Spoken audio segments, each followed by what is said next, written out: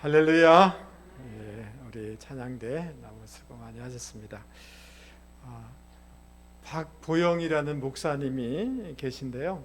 제가 이분의 간증을 최근에 보았습니다. 이분은 그 의사인데 피부과 의사였습니다.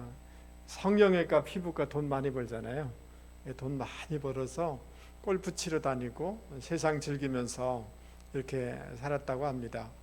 그의 할아버지, 아버지가 목회자인데도 불구하고 신앙을 잃고 세상 속에서 이렇게 살다가 큰 어려움을 당하게 됐는데 심장에 이상이 생긴 겁니다.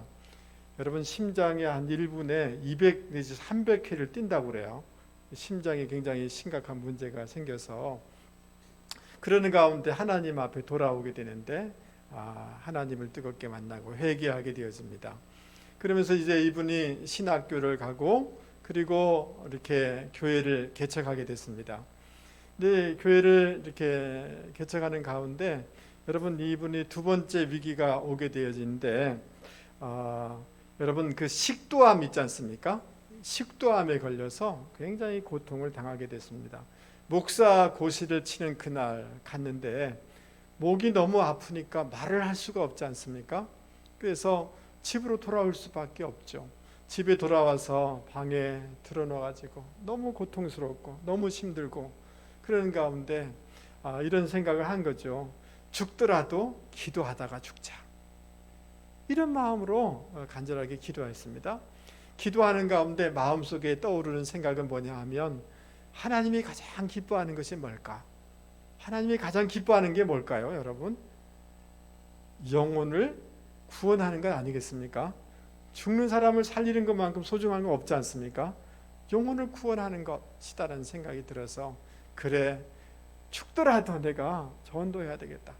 여러분, 그 개척교회 2층에 있는데 기어 내려봐 가지고 길에서 전도하려고 하는 것입니다. 거의 들어눕듯이 이렇게 해가지고 근데 마침 지나가는 사람이 있어서 그냥 목이 다 쉰 채로 들리지도 않은 이런 목소리로 예수 믿으세요 이렇게 하니까 지나가는 사람이 거의 쓰러진 모습으로 자기한테 뭐라고 얘기하는지 뭐라고요? 하면서 길을 가까이 와서 대는 거예요. 예수 믿으세요 이렇게 한 거예요.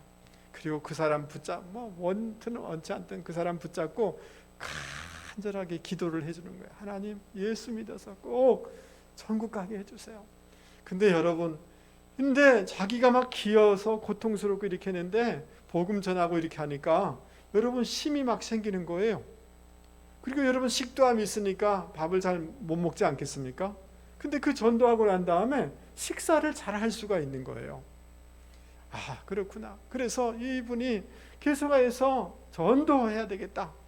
근데 몸은 막 쇠해지는데 전도하면 힘이 나는 거예요. 나가서 복음 전하면 힘이 나는 거예요. 그러다가 여러분, 이분이 놀라운 이런 하나님의 은혜를 경험하게 되는데 하나님이 자기 몸을 회복시켜 주시고 치유하는 놀라운 역사가 일어나게 된 거예요. 할렐루야. 더 열심으로 복음을 증거하는데 여러분, 그 3층짜리 건물인데 그 주인이 3층에 있고 개척교회는 2층에 있지 않습니까? 근데 이분 주인이 와가지고 이 목사님한테 제발 좀 찬송 크게 하지 말라고, 좀 시끄럽게 좀 하지 말라고 얘기하고, 두 번째, 제발 울면서 기도 좀 하지 말라고. 여러분, 암 걸리고 이러면 하나님 앞에 어떻게 기도해야 되겠어요? 울면서 매달리지 않겠어요? 그냥 날마다 저녁마다 울면서 매달리니 주인 들을 때는 싫죠. 그러니까 울면서 기도하지 말라고. 그런데 여러분, 그 지역의 조직폭력배들이 주님 앞에 회개하여 돌아오는 거예요. 그리고 그 학교 주변의 학교 불량 학생들이 예수 믿고 회개하고 새 삶을 살아가는 거예요. 어느 날 여러분, 이 주인이 찾아온 겁니다. 목사님, 우리 아들이 참 문제가 많은데 우리 아들 좀 도와주시면 안 되겠습니까? 주인이 불교 신자였거든요. 이런 역사가 일어난 거예요. 지금도 놀라운 일들을 놀라운 사역들을 감당한다고 이런 그 간증을 제가 보았습니다. 제가 이분의 간증을 보면서 그런 생각이 들었어요. 거룩한 목적에 의해서 살려고 움직이는 인생에게 하나님이 은혜 주신다, 힘 주신다. 회복과 치유를 주신다. 여러분 믿습니까? 그런 생각이 확 들더라고요. 여러분, 우리가 신앙생활을 하면서 살아갈 때 하나님의 divine purpose, 거룩한 목적에 의해서 살아가는 분들이 되실 수 있기 바랍니다. 움직여지는 분들이 되실 수 있기 바랍니다. 하나님의 목적에 의해서 움직여지지 아니하면 세상 것에 의해서 움직여져요. 상처에 의해서 움직여져요. 과거의 쓴뿌리에 의해서 날마다 그것을 되씹으면서 그것에 의해서 움직여져요. 그래서 악순환이 되고 세속적인 인생을 살아갈 수밖에 없는 거예요. 여러분, 우리의 그 시야가 흐릿하면 얼마나 불편합니까? 그러나 사도 바울은 내가 표대를 향하여서 달려간다고 그러지 않습니까? 거룩한 목적에 의해서 내가 살아간다는 거예요. 거룩한 목적에 의해서 살아갈 때 사도 바울의 삶은 능력 있는 삶이 된 거예요. 세계를 품을 수 있는 인생이 된 거예요. 여러분, 우리가 거룩한 목적에 의해서 살아가게 되어지면 우리 삶이 굉장히 단순해지게 됩니다. 그게 중요한 것이 아니라고 하면 거기에 목숨 걸지 않기 때문에 단순해지게 되어지고 마음의 평강이 있게 되는 줄 여러분 믿을 수 있기를 바랍니다. 심지가 견고한 자에게 하나님께서 뭘 주셔요? 평강을 주셔요. 이사야서. 그런데 여러분, 이 이사야 26장 3절은 그 다른 번역에서는 이렇게 번역하고 있습니다. 주님, 당신은 목적을 굳게 지키고 당신을 신뢰한 자에게 완전한 무엇을 주십니다? 평화를 주십니다. 목적에 의해서 살아가는 인생에게 뭘 주신다고요? 평화를, 마음의 깊은 평안을 우리 가운데 주시는 줄 여러분 믿을 수 있기를 바랍니다. 그래서 계속적으로 목적에 의해서 우리가 살아가게 되면 우리 인생에 활력이 있게 되어지고 의미가 있게 되어지고 초점이 있게 되어지고 평화를 누리게 되어지고, 여러분 이런 삶이 저와 여러분 가운데 있기를 주님의 이름으로 축복합니다. 오늘 이 에베소서 1장 말씀에 보면 1장 3절에 하나님께서 우리에게 하늘에 속한 신령한 복을 우리에게 주셨다라고 말씀하고 있습니다. 그런데 신령한 복을 주신 목적이 있다라고 말씀하고 있는데 그 신령한 복을 주신 목적이 무엇인지를 우리 같이 한번 살펴보려고 하는 것입니다. 여러분 에베소서 1장 4절 말씀을 같이 한번 읽어보도록 하겠습니다. 같이 읽죠. 시작. 곧 창세전에 그리스도 안에서 우리를 택하사 우리로 사랑 안에서 그 앞에 거룩하고 흠이 없게 하시려고.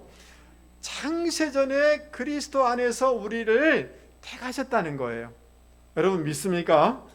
하나님이 우리를 택하여 주신 줄 믿습니다. 선택하여 주신 그 목적이 뭐냐 하면 그 앞에서 거룩하고 뭐가 없이 흠이 없게 하시려고, 거룩하고 흠이 없는 삶을 살도록 하기 위하여서 우리를 선택해 주셨다라고 말씀하고 있습니다. 아멘 하시죠? 여러분 거룩이라는 것은 구약시대에 제사장이 하나님 앞에 서야 될 그 조건을 얘기하는 것입니다. 흠이 없다는 것은 구약시대에 하나님 앞에 드려지는 그 예물이, 그 제물이 흠이 없어야 되는 것처럼 우리가 그런 삶을 살아야 된다는 것입니다. 거룩하다는 것은 세상과 구별된다는 뜻입니다. 구별되게 살아야 된다는 거예요. 흠이 없다는 것은 세상 것에 의해서 오염돼서는 안 된다라는 뜻을 담고 있는 것입니다. 할렐루야. 여러분 죄를 싫어하고 죄를 구별하고 세상과 구별된 삶, 세상에 오염되는 것이 아니라 적극적으로 세상을 정화시키는 그런 삶을 살아내는 저와 여러분이 되실 수 있기를 바랍니다. 베드로전서 4장 3절에 이런 말씀이 있습니다. 너희가 음란과 정욕과 술취함과 방탕과 향락과 무법한 우상 숭배를 하여 이방인의 뜻을 따라 행한 것은, 따라서 보겠습니다. 지나간 때로 조카도다. 이런 삶을, 죄된 삶을, 육적인 삶을 살아간 것, 지나간 때가 족하지 않느냐. 이제는 이것을 끌어내고 새로운 삶을 살아야 되지 않겠느냐, 이렇게 말씀해주고 있는 것입니다. 여러분 우리가 과거를 돌아보면 얼마나 후회가 많이 됩니까? 이러면 안 됐어야 되는데, 이런 생각이 많이 있지 않습니까?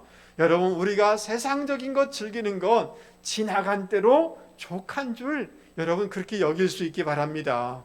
이제 하나님의 신령한 복을 받았기에 이제 새로운 삶을, 거룩한 삶을, 흠없는 삶을, 세상을 변화시키는 삶을 우리는 살아가야 되는 줄 여러분 믿을 수 있기를 바랍니다. 나는 연약하고 부족하지만 성령님께서 우리에게 힘 주시면 넉넉히 죄를 물리칠 수 있는 줄 믿습니다. 나는 때로는 넘어지고 부족하지만 성령님께서 우리 마음 가운데 감동을 주심으로 말미암아 우리 안에 있는 죄된 경향성, 죄된 DNA, 죄된 습관을 여러분 이겨낼 수 있는 줄 여러분 믿을 수 있기를 바랍니다. 주의 성령의 도우심을 받아서 여러분 죄된 것들을 꺼내내고 밀쳐내는 삶이 저와 여러분 가운데 있기를 주님의 이름으로 권면을 드립니다. 할렐루야. 여러분, 거룩함을 추구하는 것은 내적인 것이고 개인적인 것입니다. 그러나 우리가 흠없다라는 것은 오염되지 않는다는 말인데, 이걸 적극적으로 우리가 해석을 하면 세상을 거룩하게 만들어 가야 될 책임이 저와 여러분 가운데 있는 줄 여러분 믿을 수 있기를 바랍니다. 단지 우리가 수도원처럼, 불교의 영성처럼 그냥 저 산에 들어가서 이렇게 구별되게만 있는 것이 아니라 세상 속의 소금과 빛으로 우리를 불러주셨으니 우리가 있는 삶의 현장을 거룩한 땅으로, 하나님이 통치하는 땅으로 우리는 만들어가야 되는 줄 여러분 믿을 수 있기를 바랍니다. 그러니까 개인적인 거룩과 우리가 속한 삶의 영역 가운데 거룩한 나라와 거룩한 하나님의 뜻이 이루어지도록 우리는 그렇게 살아내야 되는 것입니다. 여러분, 우리가 왜 다니엘서를 읽으면서 우리가 도전받습니까? 다니엘이 높은 지위에 올라가서 그것이 우리에게 은혜가 되고 도전이 되는 것입니까? 그런 게 아니지 않습니까? 거대한 우상 숭배, 거대한 세속의 물결이 있지만 그 모든 것을 뜻을 정하여서 거슬러 올라가는 이 모습이 우리에게 도전이 되고 은혜가 되는 것 아니겠습니까? 그래야 할 때 하나님이 그를 존귀하게 하신 것이지, 그 존귀한 높은 위치에 있는 것 자체가 목적이 아니라는 거죠. 할렐루야, 할렐루야. 여러분, 그 김성주라는 분이 나는 한국의 아름다운 왕따이고 싶다라는 책을 이분이 썼는데요. 외국에서 공부하고 이 패션 유통업에 한국에서 사업을 하려고 하니까 선배가 어느 날 부르더랍니다. 내가 이 사업의 선배로서 너에게 조언을 좀 해주겠다라고 하면서 말해주는 것입니다. 네가 한국에서 사업에서 성공하려고 하면 반드시 이것을 지켜야 된다라고 하면서 말해주는 것이, 첫 번째, 술자리가 있으면 반드시 가라. 반드시 빠지지 말고 술자리에 참석해라. 사업하려면 술을 잘 대접하고 마셔야 된다. 두 번째, 한국에서 사업에서 성공하려면 돈 봉투를 많이 주라. 세 번째, 적당히 거짓말해라. 그래야 사업에서 성공하게 된다. 이 말을 해주는 거예요. 이 말을 듣고 이 김성주라는 사람이 너무 충격을 받은 거예요. 그때 집에 돌아와서 자기 마음속에 결단한 것을 이 책에 쓰고 있는데, 제가 그것을 좀 읽어드리려고 합니다. 그게 사실이라면 그런 사업을 왜 해야 하는가? 그렇게 해서 억만금을 번다 해서 그 돈을 어디다 쓸 것인가? 나는 공부를 할 만큼 했다. 그리고 조그마한 신앙도 있다. 따라서 나는 내가 가진 만큼, 배운 만큼 사회에 돌려줘야 될 더 큰 의무가 있는 사람이다. 나는 다만 도전의식을 가진 젊은이로 깨끗하게 일하려고 하는 것이다. 술과 봉투와 거짓말로 살아가야 한다면 어디서 내 꿈을 실현하며 의의를 찾을 수가 있단 말인가? 그래서 결단을 내렸다. 하려면 정직하게 하고 그렇지 못할 바에야는 하지 않는 편이 옳다고. 여러분, 이분의 결단이 맞습니까? 맞습니까? 예, 이분이 사업을 하면서 얼마나 손가락질 당한지 몰라요. 왕따를 당한지 몰라요. 미친년이란 말을 말없이 들었어요. 그럼에도 불구하고 하나님 앞에서 거룩한 삶을 살아내기 위한 결단으로 버텨낼 때, 여러분, 사람들이 나중에는 어떻습니까? 저 사람은 정직해, 저 사람은 믿을만해, 그러면서 사업이 잘 되는 거예요. 신뢰를 얻기 시작하는 거예요. 여러분, 연 매출이 881억이 될 정도로 사업이 아주 잘 될 뿐만 아니라 사회에 영향력을 끼치는 여성 지도자가 된 거예요. 여러분, 한 여성이 이렇게 하는데 여러분, 이게 우리 모두에게 도전이 될 수 있었으면 좋겠습니다. 베드로전서 1장 15절 말씀 우리 방송실 한번 올려주시면 좋겠습니다. 우리 같이 한번 크게 읽어보도록 하겠습니다. 오직 너희를, 시작, 오직 너희를 부르신 거룩한 이처럼 너희도 모든 행실에 거룩한 자가 되라. 기록되었을 때 내가 거룩하니 너희도 거룩할지어다 하셨느니라. 아멘. 할렐루야. 주님께서 우리는 세상에 뭐라고 그랬어요? 소금이라고 그랬습니다. 세상의 빛이라고 그랬습니다. 맞습니까? 우리 내면의 거룩을 우리가 잘 유지할 뿐만 아니라 세상 속에서 거룩한 구별된 삶을 살아낼 수 있는 저와 여러분이 되기를 바랍니다. 내비게이터의 제리 화이트라는 사람이 정직, 도덕 그리고 양심이라는 이런 책을 썼는데요. 이분은 그 정직의 4가지가 있다라고 얘기하고 있습니다. 거짓말하지 않는 것이 일반적인 정직이죠. 맞습니까? 거짓말하지 않는다면 사람이 그 사람 뭐하다고 얘기해요? 정직하다 그러지 않습니까? 두 번째, 법률적인 정직이에요. 여러분, 법 테두리 안에서 얼마든지 법 테두리만 안 벗어나면 사람들은 정직하다고 얘기하죠. 문제가 되지 않지 않습니까? 법 테두리 안에서도 여러 가지 실수가 있을 수가 있습니다. 이게 법률적인 정직이라는 거예요. 세 번째, 내면적인 정직이라는 거예요. 하나님의 주신 양심을 따라서 양심을 깨끗하게 지켜나가려고 하는 것, 이게 내면적인 정직이라는 거예요. 네 번째는 뭐냐 하면, 따라서 보겠습니다. 성경적 정직. 이것은 뭐냐 하면 사람의 평가, 사회의 평가, 법률에 잣대 이해한 것이 아니라 하나님 앞에서 정직한 삶을 살아가는 것, 이것이 성경적 정직이라는 거예요. 여러분, 요셉이 아무도 보지 않습니다. 누가 말하지도 않습니다. 그러나 하나님 앞에서 큰 죄를 범할 수가 없습니다라고 하며 거룩한 삶을 선택하지 않습니까? 이게 뭐냐 하면 성경적인 정직인 줄 여러분 믿습니다. 사랑하는 성도 여러분, 하나님께서 우리에게 신령한, 하늘의 신령한 복을 주신 까닭은, 그 목적은 뭐냐 하면 세상 속에서 거룩하고 흠없도록 살기 위한 것인 줄 믿습니다. 그래서 우리 마음이 성령으로 충만하여서 거룩한 것을 추구해 나갈 수 있는 저와 여러분이 되기를 바랍니다. 아멘. 그리고 여러분, 한번 뉴스를 틀어보세요. 지금 무슨 대장동, 무슨 비리, 온갖 비리들이 매일 뉴스에 나오지 않습니까? 여러분, 세상 구조가, 세상의 모든 것들이, 세상의 많은 사람들이 넓은 길을 가고 불의한 길을 가고 돈만 된다면 과정을 생략하고 다 그런 길을 가지만, 오늘 주님께서 세상에 오염되지 않을 뿐더러 세상을 변화시키는 거룩한 변화의 삶을 이뤄내는 삶이 되라고 우리 가운데 도전하는 줄 믿습니다. 여러분, 저를 보십시오. 여러분, 사업하시는 분들, 음식, 제품을 만드는 분들, 정직하게 만드는 분들이 되실 수 있게 바랍니다. 아멘. 여러분, 공무원과 교사, 모든 공직에 계신 분들, 정직하게 직무를 감당하는 분들이 되실 수 있기를 바랍니다. 아멘. 예, 여러분, 세상 사람들이 다 그러니까 괜찮다는 게 아니라 여러분, 세상 속에서 구별된 삶을 살아내는 분들이 되기를 주님의 이름으로 권면을 드립니다. 할렐루야.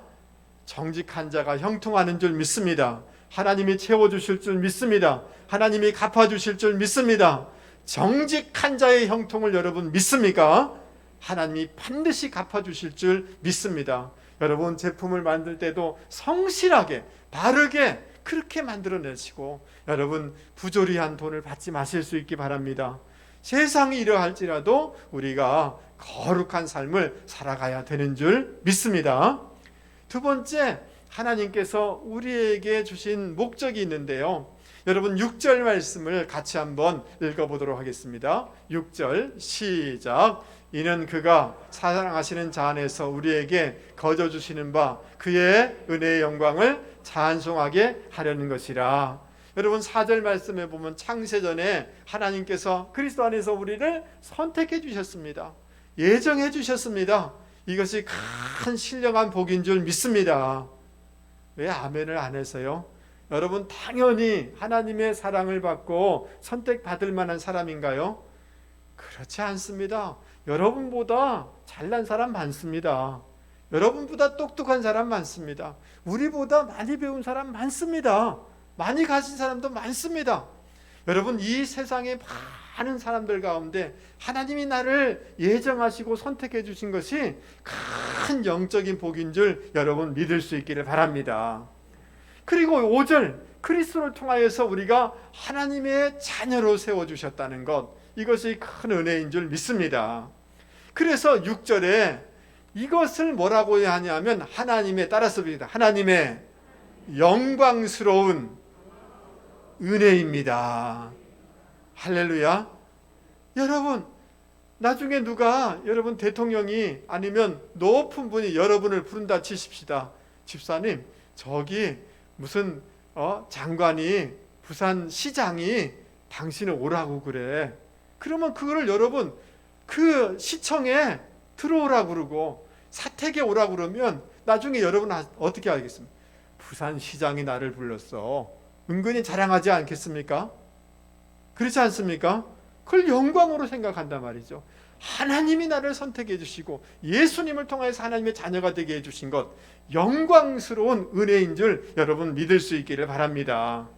14절 성령을 주셔서 인차 주셨는데 여러분 지금 이 땅에서부터 여러분 찬양하는 가운데 은혜를 주시고 천국을 경험하게 하여 주실 줄 믿습니다.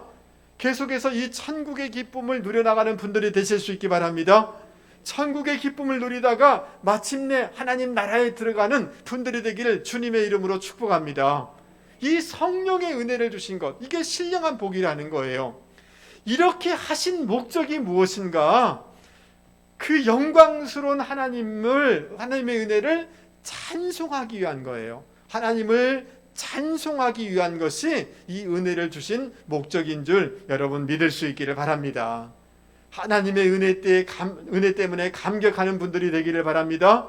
하나님의 은혜를 생각할 때마다 찬송하고 하나님께 영광을 올려드리는 분들이 되실 수 있기를 바랍니다. 이사야 43장 21절에 이 백성은 내가 나를 위하여 지었나니 나의 찬송을 부르게 하려 함이라. 하나님을 찬송하기 위해서 우리를 불렀다는 거예요. 아멘.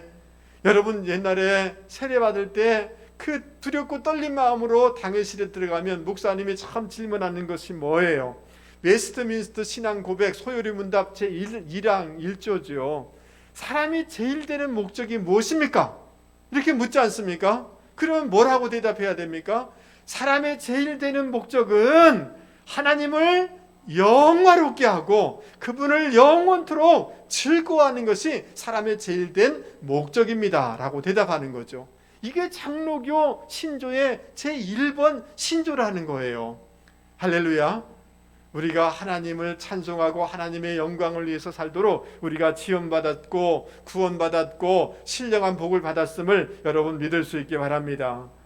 주님이 주신 그 은혜를 생각할 때 우리가 어떻게 찬송하지 아니할 수가 있겠습니까? 찬송하지 않는다는 것은 구원을 받지 못했거나 아니면 구원을 깨닫지 못하는 두 부류밖에 없는 것입니다. 하나님의 그 은혜, 예수님의 그 사랑을 생각할 때 우리는 하나님을 찬송하는, 하나님께 영광 올려드리는 삶을 살아야 되는 줄 여러분 믿을 수 있기를 바랍니다. 근데 12절에 와서 약간의 고민이 생깁니다. 여러분 12절 같이 한번 읽어보도록 하겠습니다. 12절 크게 한번 읽어보죠. 이는 우리가 시작. 이는 우리가 그리스도 안에서 전부터 바라던 그의 영광에 찬송이 되게 하려 하심이라. 여러분 이 말씀은 무슨 말이냐 하면 우리 한 사람 한 사람을 보면서 세상 사람들이 하나님 앞에 찬송을 올리도록 하기 위해서 우리가 침을 받았다는 거예요. 아멘. 여러분 사도행전 2장 말씀에 보면 그 초대교회 성도들이 간절히 기도하다가 성령을 받아요. 성령 충만함을 받아요. 그래서 하나님의 말씀을 잘 배우는 거예요. 듣는 거예요. 성령 충만한 사람은 말씀을 사모하는 줄 믿습니다. 배우는 줄 믿습니다. 하나님의 말씀을 잘 사도들의 마음을 늘 가르침을 온전히 받는 거예요. 서로 교제하고 떡을 떼며 이렇게 하는 거예요. 근데 신앙 때문에 직장에서 쫓겨나고 가정에서 쫓겨나는 사람들이 많이 생긴 거예요. 그러니까 성령 충만한 성도들이 어떻게 하느냐 하면 자기 재산을 팔아가지고 그들을 막 도와주는 거예요. 그리고 그 성전에서 모이고 소그룹으로 이렇게 모이는 거예요. 근데 세상 사람들이 가만 보니까 자기들은 자기 이익만을 위해서 살아가는데 예수쟁이들의 삶을 보니까 자기들하고 다른 거예요. 서로 위해주고 기도해주고 도와주고 격려해주고 이런 아름다운 삶을 살아내는 거예요. 그러니까 사람들이 야, 저 예수쟁이들 다르다, 우리하고 다르다 라고 하면서 그들을 칭찬해 주는 거예요. 할렐루야. 그러면서 한 사람, 두 사람, 많은 사람들이 주님 앞에 돌아오는 거예요. 이게 12절의 말씀인 것입니다. 할렐루야. 우리의 변화, 우리들의 아름다운 삶을 통하여서 세상 사람들이 이야, 예수 믿는 사람들이 다르구나 라고 하면서 하나님 앞에 영광을 올려드려야 되는 줄 믿습니다. 여러분, 그 스위스에 가보면 유럽의 많은 나라들보다 그래도 가장 복음적이고 이렇게 아름다운 나라가 스위스인데요. 그럼에도 불구하고 좀 문제가 있습니다. 여러분, 부활절 전에 파스나스라는 축제를 이렇게 이 스위스가 이게 여행 가면 꼭 저기에 참여하라고 광고 회사에서 여행사에서 얘기를 합니다. 큰 잔치를 하게 되는데 여러분, 천주교에서는 그 사순절 전에 사육제를 하지 않습니까? 비슷한 거예요. 부활절 전 40일 동안 여러분 성도들은 거룩한 삶을 살지 않습니까? 금식 기도하고 무슨 새벽 기도를 한다든지 이렇게 하지 않습니까? 그러니까 그때 이런 경건한 삶을 살아야 되기 때문에 이렇게 하기 전에 잔뜩 먹고 죄를 실컷 즐기다가 그런 삶을 살아가자, 이런 축제인 거예요. 여러분 이해되십니까? 근데 이 사순절이 이렇게 수요일부터 시작되거든요. 그런데 화요일을 마이티 그로브라고 하는데 화요일날 실컷 먹고 실컷 죄 짓는 날이라는 거예요. 여러분 좀 어떻습니까? 괜찮아요? 예. 그러면서 이 스위스의 바젤은 어떤 도시냐 하면 칼빈이 종교개혁을 했던 중요한 도시거든요. 칼빈 시민, 이 바젤의 대부분의 시민들은 개신교 성도들이에요. 근데 이 축제를 이렇게 이 사람들이 하는데 이들이 무슨 말을 하냐면 관광객들에게 이런 말을 해요. 우리는 가톨릭 천주교 신자들과 다릅니다. 왜냐하면 그들은 이런 행사를 하지만 우리는 그들과 달리 가면을 쓰고 화려하게 행사를 합니다. 이런 얘기를 해요. 두 번째, 그들은 천주교 성도들은 사순절 전에 하지만 우리는 사순절이 시작되면서 이렇게 합니다. 이런 대답을 하는 거예요. 여러분, 가면 쓰고 죄를 짓든 가면 벗고 죄를 짓든 죄는 동일한 거 아닙니까? 맞습니까? 사순절 전에 죄를 짓든 사순절 날 죄를 짓든 죄는 동일한 것 아닙니까? 아니, 대답해 보세요. 맞습니까? 여러분, 그때 그 구세군에서는 이 명함 같은 거를 막 사람들에게 나눠줘요. 근데 이 명함에는 뭐라고 써 있느냐면 하나님은 가면 뒤를 보십니다. 이 명함을 주는 거예요. 제발 죄 짓지 말라는 말 아니겠어요? 예. 여러분, 종교적인 형식은, 따라서 보겠습니다. 종교적인 형식은 마음의 반영이어야만 합니다. 여러분, 그 할례를 주님이 뭐라고 해요? 할례를 받지만 사도 바울이 뭐래요? 마음의 할례를 받으라고 얘기하지 않습니까? 마음은 변하지 않고 할례 받은 것을 자랑한다면 그것은 바리새인인 것입니다. 맞습니까? 예, 여러분, 우리의 마음이 교체되지 아니하고 우리 마음이 변화되지 아니하고 종교적인 모습을 가질 때 우리가 마음은 변하지 않으면서 찬송하고 뭐 예배드린다고 할 때 그 예배를 하나님이 받으시겠냐 말이죠. 받을 수가 없는 거죠.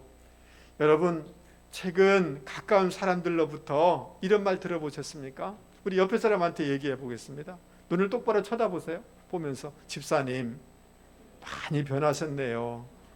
달라지신 것 같아요. 웃음이 달라지신 것 같아요. 성격이 달라지신 것 같아요. 여러분 그 말을 듣는 은혜와 축복이 있기를 바랍니다.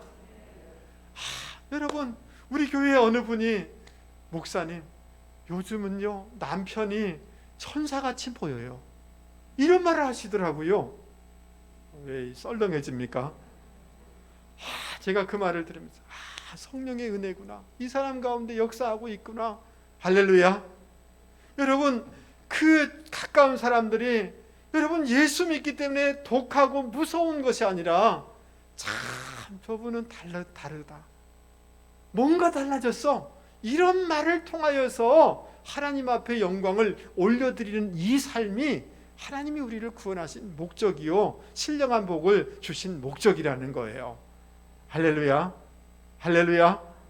여러분 우리가 날마다 주님의 은혜 때문에 감격하고 찬송 올리는 이 삶을 우리가 넘어서 우리의 삶의 변화, 기질의 변화, 이런 습관의 변화, 이런 것들을 통해서 주변 사람들이 하나님은 정말 살아계신 것 같아, 성령님은 지금도 역사하는 것 같아라고 하면서 하나님 앞에 영광 올려드리는 이 삶을 살아내는 저와 여러분이 되실 수 있기를 바랍니다. 오늘 집에 가서 싸우면 돼요, 안 돼요?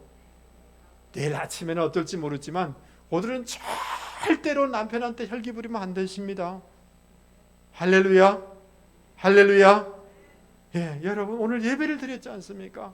우리의 삶을 통하여 우리의 내면의 변화를 통하여서 주변 사람들이 하나님 앞에 영광을 올려드리는 이 삶을 살아낼 수 있는 저와 여러분이 되기를 바랍니다. 아멘. 하나님이 우리에게 신령한 복을 주신 목적이 무엇일까요? 8절부터 10절 말씀, 제가 조금 어려운 구절이라 다른 성경을 지금 앞에다 띄워놨습니다. 여러분 앞에 보시기 바랍니다. 하나님은 모든 지혜와 청명으로 우리에게 그런 은혜를 주신 것입니다. 그리고 하나님은 자기가 기뻐하시는 뜻대로 그리스도 안에서 미리 계획하신 비밀을 누구에게? 우리에게 알려주셨는데, 그것은 때가 되면 하늘과 땅에 있는 모든 것이 그리스도 안에서 뭐가 되도록? 하나가 되도록, 통일되도록 하는 것입니다. 여러분 하나님의 계획은 뭐냐 하면 하늘 것과 땅의 것이 그리스도를 통하여서 통일되도록 하는 것, 하나 되도록 하는 것이 하나님의 계획이라는 거예요. 하나님의 경륜이라는 거예요. 할렐루야. 그래서 여러분 하나님이 그 계획하는 이 핵심은 뭐냐 하면 하늘과 땅이 통일되는 것, 그리스도를 머리로 하여서 우리가 하나가 되는 것, 새로운 교회 공동체를 세우는 것, 그리스도 안에서 우리가 하나님과 하나가 되어서 그 풍성함을 누리는 것, 그것이 하나님의 계획이라는 것입니다. 이 은혜가 저와 여러분 가운데 있기를 바랍니다. 예, 여러분 하나님이 예수님을 통하여서 하나님 안에서 하나가 되어서 풍성함을 누려나갈 수 있는 저와 여러분이 되실 수 있기를 바랍니다. 하늘에 있는 것은 천사들을 얘기하는 거예요. 땅에 있는 것은 사람을 뜻하는 거예요. 여러분 이해되십니까? 근데 죄로 말미암아 하늘의 것과 땅의 것이 분리가 일어났어요. 하나님의 것을, 하늘의 것을 우리는 공급받지 못하고 자기 유한한 자원 가운데 살아갈 수밖에 없는 인생이 된 것입니다. 그리고 이 세상에서는 하늘에는 하나님의 뜻이 다 이루어지는 줄 믿습니다. 근데 이 땅 가운데 우리의 마음속에서는 삶 가운데 어떻습니까? 사단에 의해서 조종당하고 세상 것에 의해서 조종당하고 마음은 이러면 안 되는데 하는데 육신의 소욕에 의해서 우리가 다스려질 때가 많이 있지 않습니까? 하늘의 것과 땅의 것이 분리가 되는 거예요. 여러분 저를 한 번만 보시죠. 우리 아이들 키울 때 어떻습니까? 공부 좀 해라 그러면 예 어머니 알겠습니다. 그래서 한 10분 20분 후에 가보면 뭐 하고 있어요? 손톱 깎고 있고 엉뚱한 짓 하고 있어요. 그래서 야 공부 좀 하면 안 되겠니? 라고 하면 아들이 뭐라고 얘기해요? 어머니 피곤한데요, 잤다가 내일 아침에 하겠습니다. 그러면 어머니가 마음 약해가지고 그래 하잖아요. 아침에 8시 9시 돼서 얘야 일어나라 공부한다고 그랬지 않니? 그러면 짜증내면서 뭐라고 그래요? 못하겠다고 그러죠. 여러분 마음은 공부하고 싶은 마음도 있지만 그 마음과 육신이 생각이 분리가 되는 거죠. 맞습니까? 모든 것이 분리해요. 여러분 이 세상 한번 보세요. 가만 보십시오. 이 남북이 분단됐지 않습니까? 동서가 분리되고 지역별로 분리되고 뭐 충청도 사람이 어쩌고 저쩌고 뭐 이러는 거예요. 이게 다 분리가 있는 거예요. 여러분 정치 세력 간에 지금 얼마나 우리나라 무슨 진보와 이 보수가 분리가 됩니까?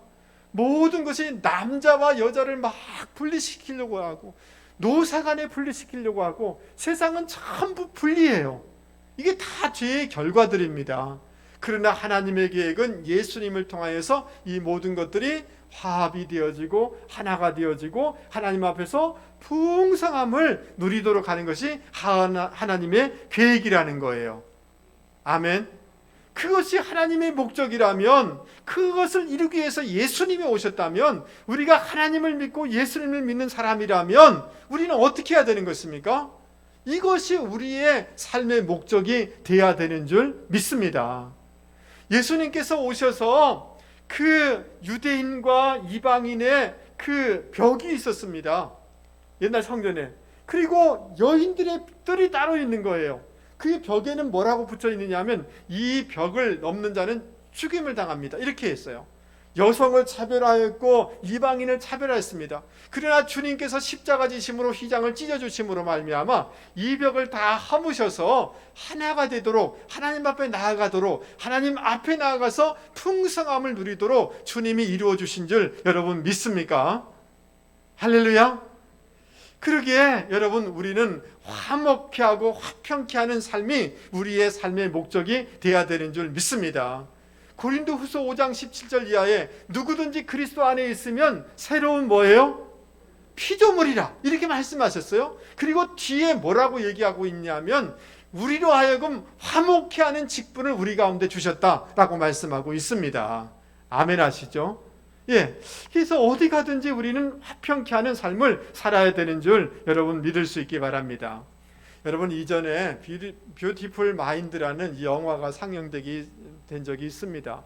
저 영화의 포스터고요. 저 오른쪽에 보면 나이 드신 분하고 그 옆에 부인입니다. 실제 래쉬라는 천재 수학자의 그 생애를 전기를 영화화한 것이 뷰티풀 마인드라는 이런 영화입니다. 여러분 이 래쉬라는 이 존 래쉬라는 사람은 그 미국의 프린스턴 대학원 박사과정에 시험도 안 치고 입학한 사람입니다. 그를 추천한 교수가 한 줄에 이렇게 추천서를 써줬는데 이 사람은 천재입니다. 이 한 줄만 딱 돼 있습니다. 그냥 박사과정을 미국의 최고의 엘리트가 가는 대학을 그냥 박사과정에 요 한 줄로 들어간 사람이 존 래쉬라는 사람입니다. 여러분 21살 때 당시의 경제학 이론은 남을 죽이고 남을 꺾어야지 우리가 이익이 됩니다라는 것이 주된 경제학의 그 이제 이론이었어요. 근데 균형 이론이라는 이런 이론을 뭐 자세하게 설명을 드릴 수는 없지만 21살 때 이 학설을 만들게 되어져요. 지금도 이것은 굉장히 무역하는데 사업하는데 굉장히 많이 활용되는 이론입니다. 근데 이 사람이 너무 위대한 이런 이론을 만들어냈는데 이 사람이 상을 받아야 되는데 학계에서 21살이니까 나이가 너무 어리다고 상을 주지 않는 거예요. 그리고 당시는 미국하고 소련의 냉전 체제였거든요. 그 소련의 비밀 그 암호들을 풀어내는 일들을 했는데 그 깊은 숨겨진 방에서 그 일을 하다 보니까 정신에 문제가 생겼어요. 누가 자기를 늘 감시한다는 생각에 빠지게 됐어요. 그러다가 정신분열증에 시달리게 된 것입니다. 여러분 30년 동안 정신분열증으로 인생이 완전히 황폐한 사람이 됩니다. 여러분 오랫동안 정신병동에 gat혀 있다가 나왔는데 약물 중독, 약물 과다 복용의 후유증으로 이 사람이 할 수 있는 것은 뭐냐면 집안의 쓰레기통을 가지고 바깥에 버리는 것, 그것밖에 할 수 없는 인생이 돼버린 것입니다. 완전히 폐인이 돼버린 거죠. 그런데 여러분 그 아내가 알리사라는 그분인데 여러분 이 사람이 눈물겨운 헌신과 수고로 말미암아 자기 남편을 세우게 되는데 여러분 프린스턴 대학의 교수로 세워지게 됩니다. 놀라운 역사가 일어나게 되죠. 여러분 이 사람이 존 래쉬라는 사람이 그 노벨상을 받게 되어집니다. 별로 놀라지도 않으시네요. 근데 여러분, 노벨상을 수상하면서 이분이 이런 말을 해요. 나는 항상 숫자를 믿었습니다. 논리를 믿었습니다. 공식을 믿었습니다. 증명되는 것만 믿었습니다. 그런데 내가 이런 것을 믿고 살아오는 동안에 나에게는 육체적인 질병이 왔고 내 정신은 이렇게 황폐화되었습니다. 그리고 내가 이 나이에 들어서 가장 중요한 것을 깨닫게 됐는데, 그것은 뭐냐 하면 논리와 증명을 뛰어넘는 이 모든 것을 완성하는 것은 사랑이라는 것을 알게 되었습니다. 그러면서 이렇게 얘기해요. 그 앞에 자기 아내가 앉아 있는데, 당신 덕분에 내가 여기까지 왔고 당신은 내 존재의 이유고 당신은 모든 이유에, 내 모든 이유는 당신입니다. 당신의 수고와 헌신 때문에 내가 여기에 있습니다라고 수상 소감을 얘기해요. 여러분, 분열이 있는 간 영혼을 온전하게 치료하는 것은 사랑과 희생을 가지고 할 때 여러분 하나가 됨으로 말미암아 분열이 치료됨으로 놀라운 가정과 개인과 이 지구촌에 놀라운 축복을 가져오게 된 것 아니겠습니까? 맞습니까? 여러분, 저를 한 번만 보시죠. 곳곳이 다 분열을 조장하고 다 그런 것입니다. 그러나 하나님의 백성인 저와 여러분은 하나님의 계획이 예수님을 머리로 하여서 하나가 되고 그 안에서 풍성을 누리도록 한 것이 하나님의 계획이기 때문에 우리가 어디 있든지 간에 화목케 하고 화평케 하는 삶을 살아내는 저와 여러분이 되기를 바랍니다. 아멘. 누가 옆에서 그 사람 말이지 싫어 뭐 어떤 말 하면 그때 무슨 말을 해야 되겠어요? 맞아 그게 아니라 아마 그 사람도 다른 사연이 있는 것 같아요. 화목케 하는 분들이 되실 수 있기를 바랍니다. 아멘. 공동체 안에 생활을 하면서 어떤 사람은 어떻게 하든지 공동체를 분리시키려고 하는 사람들이 종종 있어요. 여러분 때문에 공동체가 화목케 되는 역사가 있기를 바랍니다. 아멘. 여러분, 제주도 사람을 사랑하실 수 있기 바랍니다. 섬 사람을 사랑하실 수 있기 바랍니다. 여러분, 충청도 사람을 사랑하십시오. 북한의 사람을 사랑하십시오. 아멘 하시죠. 우리는 예수님 안에서 일본 사람들도, 일본의 영혼도 사랑해야 되는 줄 믿습니다. 아멘. 세상 사람들은 자기 계파, 지역, 그리고 정치적인 것 이런 걸 막 이렇게 하지만 우리는 어떤 삶을 살아야 되는가? 화목케 하는 삶을 살아야 되는 줄 여러분 믿을 수 있기를 바랍니다. 이것이 우리의 인생의 철학이 되실 수 있기를 바랍니다. 여러분, 아시시의 성자 프란체스코, 이분의 전기 두꺼운 것을 제가 읽으면서 너무너무 은혜를 많이 받은 적이 있습니다. 여러분, 이분의 기도문을 읽어드리면서 오늘 설교를 마치려고 합니다. 오 주님, 저를 당신의 평화의 도구로 써주소서. 미움이 있는 곳에 사랑을, 다툼이 있는 곳에 용서를, 의혹이 있는 곳에 믿음을 심게 하소서. 절망이 있는 곳에 희망을, 어둠이 있는 곳에 빛을, 슬픔이 있는 곳에 기쁨을 심게 하소서. 오 주님, 저를 당신의 제가 위로받으려 애쓰기보다는 위로할 수 있도록, 사랑받으려 애쓰기보다는 사랑할 수 있도록 도와주소서. 우리는 줌으로써 받고 용서함으로써 용서를 받으며 죽음으로써 영생을 얻기 때문입니다. 제일 밑에 우리 같이 한번 읽어보겠습니다. 주여, 시작. 주여, 나를 평화의 도구로 써주소서. 아멘. 사랑하는 성도 여러분, 우리 내면이 거룩해지도록 애쓰는 저와 여러분이 되기를 바랍니다. 그것을 포함하여, 그것을 넘어서 여러분 어디서 장사하는 곳에서, 거래하는 곳에서, 공무원에서 어디를 가든지 간에 거룩한 하나님의 백성으로 살아갈 수 있는 분들이 되기를 바랍니다. 아멘. 여러분, 이번 한 주 동안 주님의 은혜 때문에 감격하고 주님을 찬송을 많이 하는 분들이 되기를 바랍니다.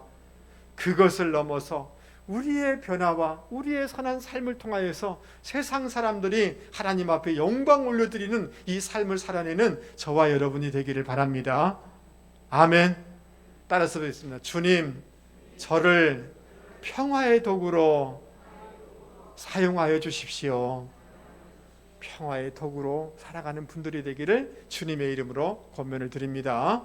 우리 이 시간 찬송을 좀 바꾸겠습니다. 304장, 하나님의 그 높고 깊고 넓은 그 사랑을 마음껏 찬양하기를 원합니다. 우리 힘있게 같이 한번 304장을 찬송하도록 하겠습니다.